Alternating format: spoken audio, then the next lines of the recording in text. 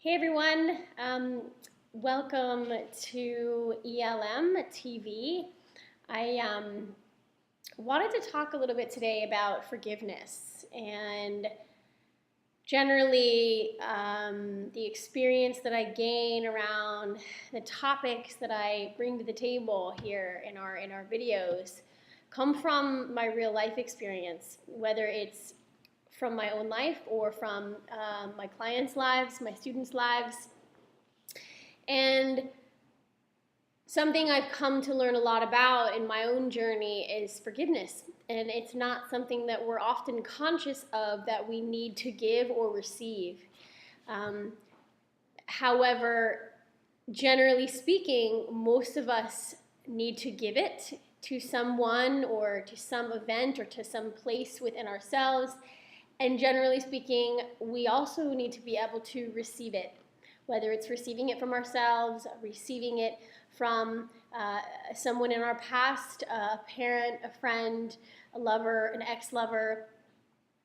And so the question is, well, how do I become conscious of something I'm not conscious of? How do I bring the healing of forgiveness into my life if I don't even know where I need to be forgiven, who I need to forgive, who needs to forgive me, all of that. And the good news is you don't have to know exactly who you need forgiveness from or who you need to give forgiveness to. However, there's something one of my teachers shared with me, and many of you may have heard this, is a saying which, when repeated over and over again, this saying has a really special, really powerful, profound way of bringing our awareness to the places that forgiveness is required. So it may reveal to you a face of someone, a situation, a part of yourself. It also may just stir up emotions, so it may also create a energetic process in your own body. You may experience a crying, maybe laughter, maybe anger will come up as you're repeating this, and it's almost like the power of this saying or this mantra or these words starts to facilitate the process of healing. And I myself use it all the time. Now I'm going to share it with you. It's very simple. It's 4 lines. It's, I'm sorry, please forgive me. I love you, thank you. I'm sorry, please forgive me. I love you, thank you. So when we say this, it will help us become conscious or become aware of the places or in our lives where forgiveness is needed, whether it's to be forgiven or to forgive. So that's something I highly suggest that you use for yourself. Another thing is to become willing to forgive or to be forgiven is another really big part. Sometimes we don't think that we're worthy of forgiveness. Perhaps there are things that we have done that we don't see how anyone could ever forgive us for, or we don't see how we could ever forgive ourselves for. And there are also things that people have done to us that we think, how could I ever forgive them for that? Or how could I ever forgive that person for doing that to that other person? And it gets tricky with this. It does. It takes a real level of consciousness, a real certain type of perception, and a real desire to be free from suffering if we're going to do that. In my experience, if we don't do that, we just end up recreating situations over and over again through our lives that keep bringing the same sense of loss or the same sense of anger, the same sense of fear, the same, deep core beliefs that aren't helpful about ourselves until we have forgiveness, until we set everybody free, including ourselves. So I would say, as far as, getting that level of forgiveness for ourselves, we have to be willing to look at our part and just be with it without judgment.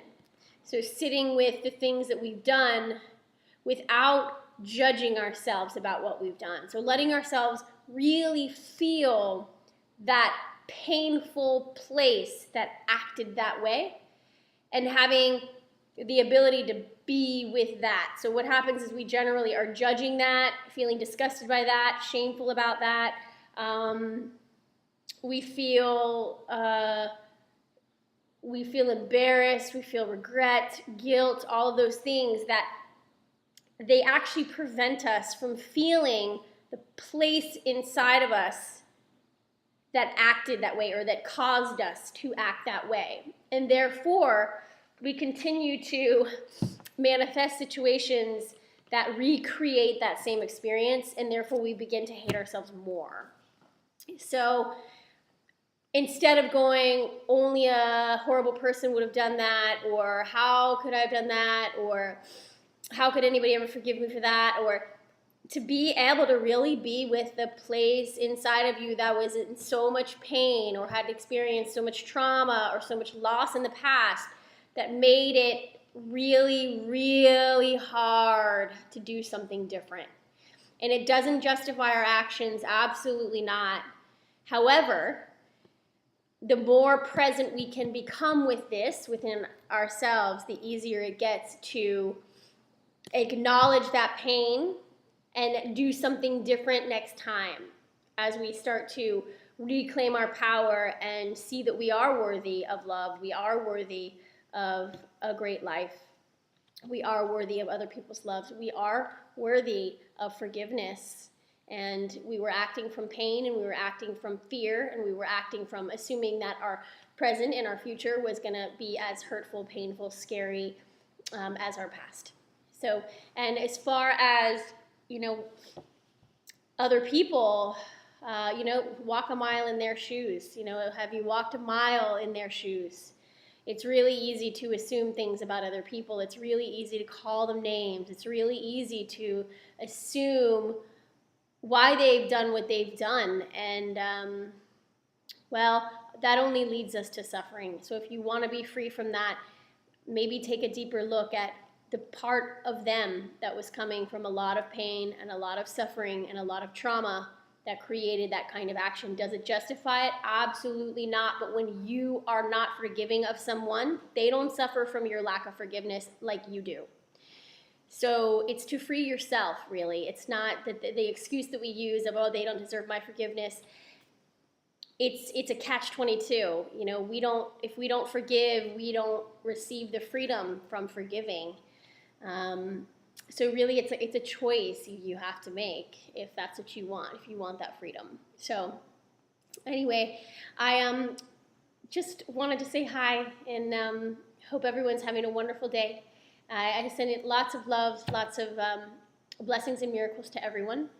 And I will see you soon. Thank you so much. Namaste.